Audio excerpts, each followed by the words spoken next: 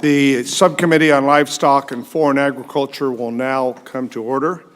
This morning, we have an opportunity to review animal pest and disease prevention response capabilities in the last year's reauthorization of the Farm Bill that we all worked on together.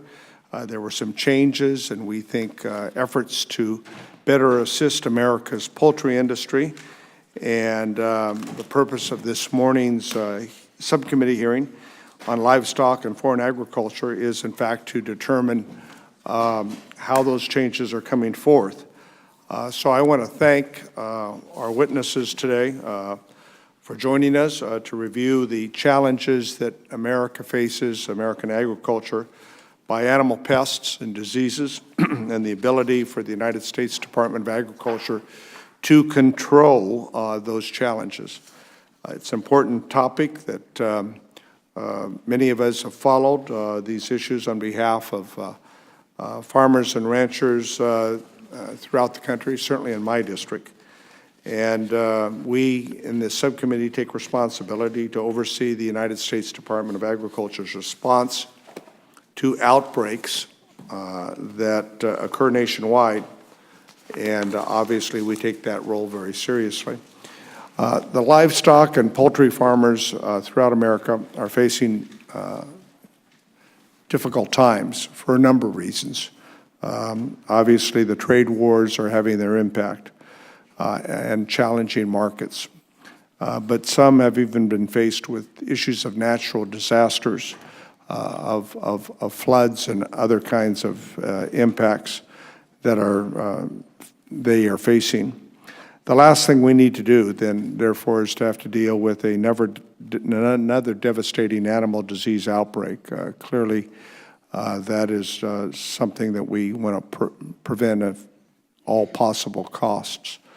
The USDA, APHIS veterinarian services have traditionally and today play a critical role, working with a host of stakeholders in preventing and monitoring and responding to disease outbreaks, whether we're talking about livestock operations, large or small, are a part of this effort. So I'm glad that we have Undersecretary Greg Ibach and Dr. Burke Healy with the committee today to testify. As we speak, poultry farmers in California, I can tell you from my own personal experiences, are dealing with a outbreak of virulent Newcastle disease. This Newcastle disease has, since May of 2018, has confirmed by the USDA over 400 cases of this disease, with all but 2 having occurred in California flocks.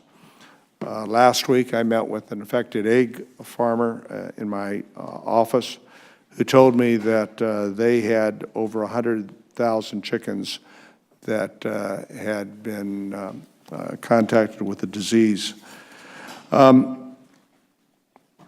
So I think all of us fear that that can spread. Luckily, it was detected, and we were able to stop that in the case of that outbreak in the San Joaquin Valley. The poultry industry knows all too well what happens when a disease gets out of control. Remember, we are only a few years removed from the outbreak of avian influenza that claimed more than 50 million birds, and cost farmers millions of dollars to eradicate in parts of our country. And by no means are poultry farmers the only ones at risk. Around the world today, pork producers are concerned about the African swine fever, which has caused the loss of at least 20% of China's hog population, with more likely to come, we believe, based on estimates.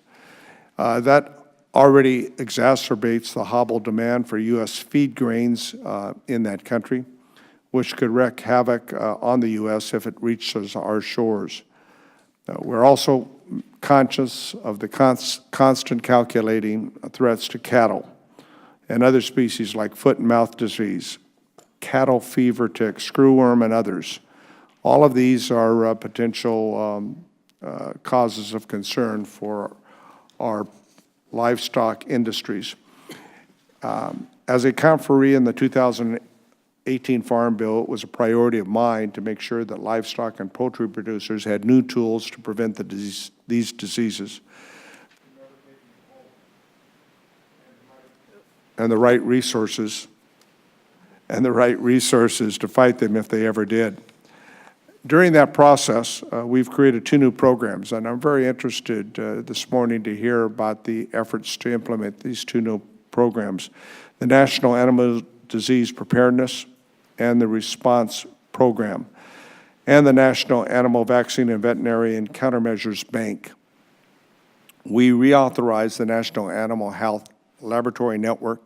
We think all of these tools are very, very important to ensure that we guard our livestock industries. I'm also proud of the bipartisan House-led effort to secure $300 million in new funding for animal pest and disease prevention and control. I want to thank former Chairman Conway and certainly Chairman Peterson and others as we came together in a bipartisan effort to do just that. Today, I look forward to hearing how implementation of this is going on and those other important programs. I'm going to be focused on your timelines in terms of implementation of these efforts within the USDA. I want to hear more on the status of APHIS efforts to prevent and respond to threats that I've mentioned, as well as many others that keep America's farmers and ranchers up at night. If they keep them up at night, I can assure you they keep members of Congress up at night. So what's the USDA doing on the timelines to implement the changes in last year's Farm Bill? Very simply stated, what are you doing to implement the changes, and what are your timelines? What can you tell the committee this morning? I think that this is critical work. I'm committed to staying in touch with the USDA. We'll use this subcommittee on a bipartisan basis to ensure that we provide the proper oversight for our livestock and poultry sectors to make sure that we get the strategy straight and on the right track and that we support your efforts. So in closing, I'd also like to get any thoughts that you might have with innovations that are taking place in biological technology. I think it shows promise, and certainly, Dr. Healy, I'd like to get your thoughts on what promise it shows and what the USDA is doing in that area of innovation as it relates to biological technology. With that, I'd like to recognize the ranking member, distinguished gentleman from North Carolina, Mr. Rouser, for any opening remarks that he'd like to make.